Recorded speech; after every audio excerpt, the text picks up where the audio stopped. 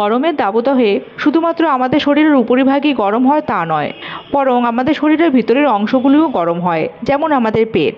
আর অনেকের পেট মাঝে মধ্যেই গরম হয়ে যায়।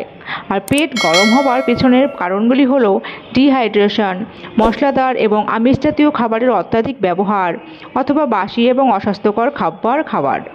এগুলো কারো কারো পেটের তাপের কারণে বদহজম হতে পারে। শুধু তাই নয়, পেট গরম হলে পেপটিক আলসারের ঝুঁকিও বাড়িয়ে দিতে পারে। তাই যাতে পেট গরম না হয় তার জন্য আমাদের খাদ্য তালিকায় যোগ করতে হবে বিশেষ কিছু খাবার, যেগুলি আমাদের পেট ঠান্ডা রাখতে সহায়তা করবে। আর সেই খাবারগুলো কি কি সেগুলির বিষয়ে জানবেন আজকের ভিডিওটিতে। তো চলুন এবার ভিডিওটি শুরু করা যাক। কলা শুধুমাত্র পুষ্টিগুণ সমৃদ্ধ ফলই নয়, বরং এটি খাবার ফলে পেটের জ্বালাপোড়া থেকে বাঁচা যায়। কলা পাকস্থলীর অম্লতার ভারসাম্য বজায় রাখতে সাহায্য করে ও পেট ঠান্ডা রাখে। বাটার মিল্ক অনেক জায়গায় মশলাদার খাবারের সাথে পরিবেশন করা হয়। এটিও পেট ঠান্ডা রাখতে সাহায্য করে।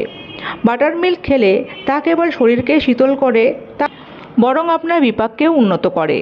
এই প্রোবায়োটিক সমৃদ্ধ পানীয় ভিটামিন ও খনিজের একটি ভালো উৎস, যা শরীরে শক্তি যোগায় এবং পেটের গরম ভাব দূর করে। শসাও পেট ঠান্ডা রাখতে দুর্দান্ত কাজ করে। এটি ফাইবার সমৃদ্ধ হওয়ায় হজম বাড়ায় এবং পাশাপাশি কোষ্ঠকাঠিন্য প্রতিরোধ করে। তাছাড়া শসা শরীরকে জলের ঘাটতি দূর করে শরীরকে হাইড্রেট রাখতে সাহায্য করে। ডাবের জল খেলেও শরীর একটি প্রাকৃতিকভাবেই শীতলতা অনুভব করে। ডাবের জল ভিটামিন, খনিজ এবং ইলেকট্রোলাইটের সমৃদ্ধ হওয়ায় শরীরকে ভালোভাবে হাইড্রেট রাখে এবং পেটের গরম ভাব কাটায়। পেটের জন্য দইও বিশেষ উপকারী। পেটের গরম ভাব কমানোর জন্য এটি নিশ্চিত উপায় হলো দই খাওয়া।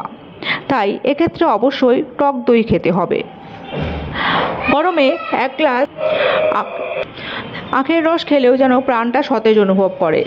এটিও পেটের গরম ভাব কাটায়। শুধু তাই নয়, আখের রস আমাদের হার্টকে সুস্থ রাখে এবং কোলেস্টেরল কমায়। এছাড়া নিয়মিত আখের রস পান করলে তা ব্রেস্ট ক্যান্সারের হাত থেকেও মুক্তি দেয়।